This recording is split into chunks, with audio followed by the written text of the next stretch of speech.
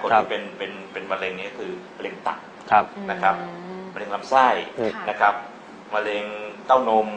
นะครับมะเร็งต่อมน้ำเหลืองนะครับมะเร็งปอดนะครับ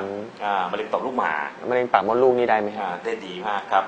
ครับพวกแม้แต่คนที่เป็นปัญหาเรื่องพวกมีซีสช็อกโกแลตซิสหรือเซลล์ทูเบอร์นะครับเซลล์เนื้องอกในรังไข่ในมดลูกนะครับก็ได้ผลดีมากที่การนะครับดูได้จากอะไรครับส่วนใหญ่เนี่ยคนที่เป็นมะเร็งนี่นะครับอันนี้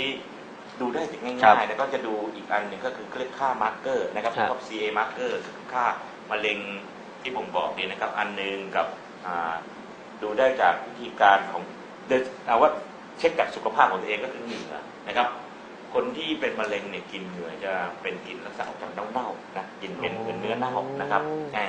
เหมือนกันเวลาคนเป็นมะเร็งก็คุณจะยิ่งเจอง่ายคุณเดินผ่านคุณจะรู้เลยว่าคนนี้เป็นมะเร็งมีกลิ่นเนื้อเน่าอยู่นะครับพอทานตัวนี้นะครับเอนไซม์กับสารที่สกัดจากเห็ดที่วิญญาณเนี่ยคุณจะรู้ได้เลยก็คือเหงื่อของคุณออกมาเนี่ยไม่มีกลิ่นนะเหงื่อของคุณออกมาไม่มีกลิ่นปัสสาวะกลิ่นน้อยลงนะครับแล้วที่เห็นง่ายๆเลยก็คือทำไมเหงื่อถึงไม่มีกลิ่นเพราะกระบวนการย่อยและทำงานของเซลล์ในร่างกายคุณไม่ปล่อยของเสียนะ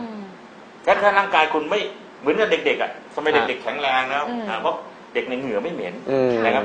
เนี่ยเพราะเขาย่อยได้สมบูรณ์เราก็เหมือนกันพอเราผู้ใหญ่ถ้าเราทานนี่เป็นสักช่วงระยะเวลาหนึ่งนะครับ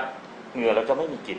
นะครับแล้วเราย่อยสมบูรณ์เซลล์ต่างๆก็จะทำงานมีประสิทธิภาพแล้วตัวพวกนี้ก็จะเข้าไปย่อยแต่มันเร็วมากนะดร.บอกว่าทานเพียง4 เดือนมะเร็งในเต้านมยุบมันเป็นช่วงระยะ1-2 เดือนก็เห็นแล้วครับในก้อน3 เซนยุบหมายถึงหายไปเลยหายไปเลยโอ้โหแล้วเนื้อเยื่อที่เคยเป็นนั้นมันคือ